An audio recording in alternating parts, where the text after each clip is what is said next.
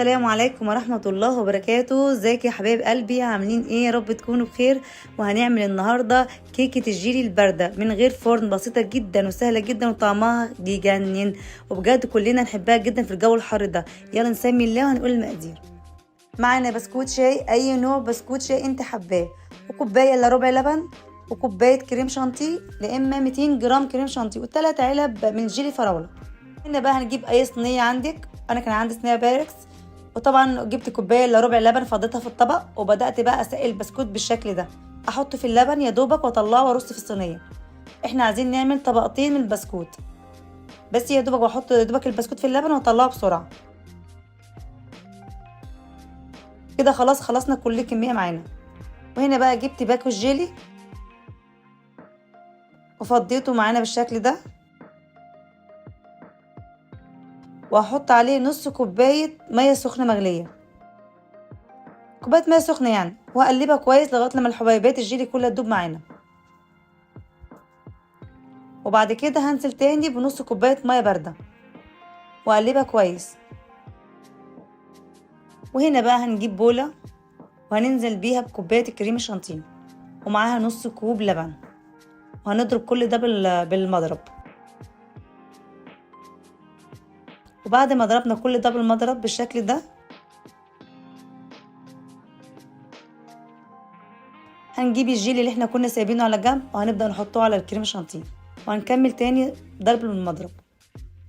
ولو لقيتي القوام عندك خفيف هتضطري تحطي كريم شانتيه تاني.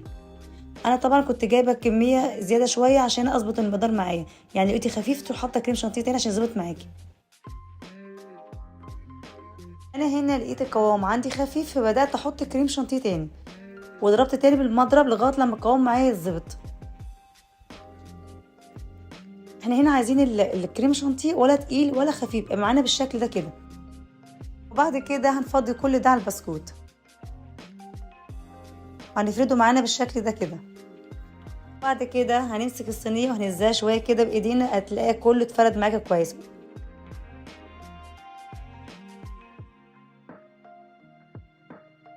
وبعد ما اتفردت معانا بالشكل ده هنبدا بقى نحطها في التلاجة ساعتين تجمد معانا. وهنا بقى هنبدا نعمل الطبقه الثالثه. هنجيب باكوين الجيلي، هننزل بكوبايه ميه سخنه، وبعد ما نقلب كويس هروح نازلين عليهم بكوبايتين ميه بارده.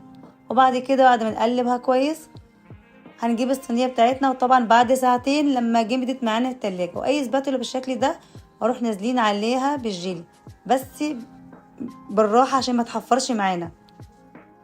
طبعا يكون الجيلي معانا بارد مش دافي ولا سخن، يا دوبك كده هدي معانا شويه. بعد كده هندخلها التلاجة 3 أو 4 ساعات لغايه لما تجمد معانا كويس. وبعد ما جمدت معانا هنبدا بقى نقطعها. مش عايزه اقول لكم طعمها عامل ازاي، تجنن، تحفه بجد، حاجه خيال بجد. ميكس التلاتة مع بعض هيعجبكم جدا، الجيلي مع البسكوت مع الكريمه، حاجه بجد جميله قوي. وبجد جربوها واستنى رايكم في الكومنتات، واشوفكم على خير الفيديو جاي.